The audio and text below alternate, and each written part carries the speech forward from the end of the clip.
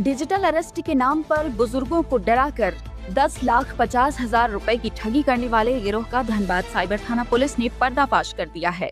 इस मामले में पुलिस ने भोपाल से एक आरोपी को गिरफ्तार किया है। मंगलवार को साइबर थाना परिसर में आयोजित प्रेस वार्ता में ग्रामीण एसपी कपिल चौधरी ने पूरे मामले का खुलासा किया। ग्रामीण एसपी के अनुसार 8 जनवरी 2026 को टुंडी थाना क्षेत्र के रतनपुर निवासी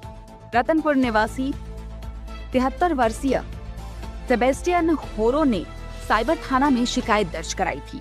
पीड़ित के मुताबिक अज्ञात साइबर अपराधियों ने व्हाट्सएप वीडियो कॉल के जरिए खुद को ईडी और सीबीआई अधिकारी बताया और मनी लॉन्ड्रिंग केस में फंसाने की धमकी दी। अपराधियों ने बुजुर्ग को तथाकथित डिजिटल अरेस्ट का डर दिखाकर मानसिक रूप से दबाव बनाया और फिर जांच से बचाने के नाम पर उनसे लगभग 10.5 लाख रुपए अलग अलग फर्जी बैंक खातों में ट्रांसफर करवा लिए।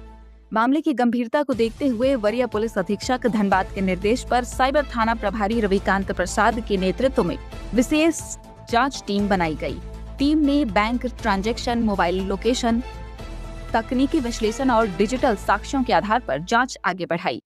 जांच में पुलिस ने भोपाल से इस कांड के 26 वर्षीय आरोपी अरुण अहिरवार को गिरफ्तार किया। पुलिस के अनुसार आरोपी ने फर्जी दस्तावेज के आधार पर एक कंपनी के नाम से करंट अकाउंट और अपने नाम से सेविंग अकाउंट खुलवाया था।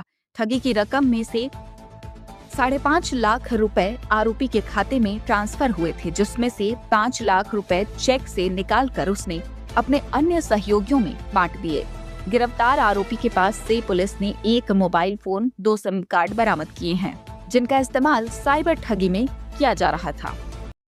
पिछले 8 तारीख को साइबर थाना में एक कंप्लेन रजिस्टर हुआ था, जिसमें टुंडी थाना के रहने वाले सेबेस्टियन होरो के द्वारा ये बताया गया कि किन्हीं व्यक्तियों के द्वारा उसके साथ साइबर ठगी की गई है और ठगी करने का जो एमओ था उसमें डिजिटल अरेस्ट का मामला सामने आया था, जिसमें कि उसको सीबीआई और ईडी के अधिकारी बताकर उससे ठगी कर ली गई थी और इसमें उससे 10.5 लाख रुपए की ठगी की गई और डिजिटल अरेस्ट के टाइम में उसको लगभग 2 दिन तक डिजिटल अरेस्ट करके रखा गया और उनको पूरी तरह से विश्वास हो गया था कि भाई ईडी और सीबीआई के लोगों ने उनको अरेस्ट कर लिया है। जिसके पश्चात जब उनके एक बैंक अकाउंट से सारी राशि खत्म हो गई, उसके पश्चात जब उनको लगा कि फिर भी ये लोग परेशान कर रहे हैं, फिर वो फाइनली थाने आके उन्होंने अपनी शिकायत रजिस्टर की। सबसे पहले वो सीनियर एसपी सर के ऑफिस में गए, वहां से सर के द्वारा उनको यहाँ पे आने के लिए बुला गया, जिसके पश्चात तत्काल प्राथमिकी दर्ज करके 8 तारीख को उनकी प्राथमिकी दर्ज की गई और मामले की गंभीरता को देखते हुए एक एसआईटी का गठन किया गया थाना प्रभारी की अध्यक्षता में।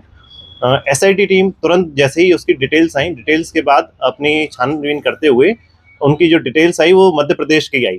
मध्य प्रदेश के लिए एक टीम तुरंत रवाना की गई, जिसमें कि हमारे थाने के सब इंस्पेक्टर विश्वजीत और विकास और थाने के 2 और कांस्टेबल इनके साथ गए, एक एएसआई भी थे। इन टीम ने वहां पे जाके लगभग एमपी में उस जगह की रेकी की, जिसके खाते में पैसे गए थे, उसकी खाते से जिसने पैसे की निकासी की थी उसको काफी सूझबूझ के साथ 4-5 दिन तक रेकी करते हुए उसके पीछे लगे और उसके बाद उसको फाइनली वहां से गिरफ्तार करके लेके आए। रकम टोटल 10 लाख रुपए की ठगी हुई थी, जिसमें कि इनके अकाउंट में 5 लाख रुपए गए थे। डिजिटल अरेस्ट करने का जो एमओ था उसमें इनके कई डॉक्यूमेंट्स भेजे गए जो फोर्स डॉक्यूमेंट्स थे, जिसमें ईडी के और सीबीआई के डॉक्यूमेंट्स थे, जिसमें कि इनके नाम को दिखा के यह बताया गया था कि इनको डिजिटल अरेस्ट कर लिया गया है और इसका अरेस्ट वारंट उसके पास था। अरेस्ट वारंट में बेसिकली उनके पास इनके आधार कार्ड की डिटेल थी, जिससे कि इनको ये विश्वास हो गया कि हमें सच में अरेस्ट कर लिया गया है। आधार कार्ड नंबर और आधार कार्ड के बारे में पैन कार्ड की डिटेल्स उनके पास कहीं ना कहीं से पहुंच गई थी, जिसके माध्यम से इनको भरोसा हो गया कि भाई हमें सही में अरेस्ट कर लिया गया है। पीड़ित टुंडी थाना के रहने वाले, ये एक टीचर थे, डिनोबली स्कूल में, प्राइवेट स्कूल में टीचर थे। उसके बाद रिटायरमेंट के बाद इनके जो अकाउंट में राशि रखी गई थी, इन्होंने अपनी बेटी की शादी के लिए राशि रखी थी, जिसकी निकासी साइबर ठग के द्वारा कर ली गई थी। ग्रामीण एसपी कपिल चौधरी ने आम नागरिकों से अपील की कि कोई भी सरकारी एजेंसी डिजिटल अरेस्ट नहीं करती है और अगर कोई ईडी, सीबीआई, पुलिस या जांच एजेंसी के नाम पर कॉल कर पैसे की मांग करे तो उसे सीधा साइबर फ्रॉड समझे।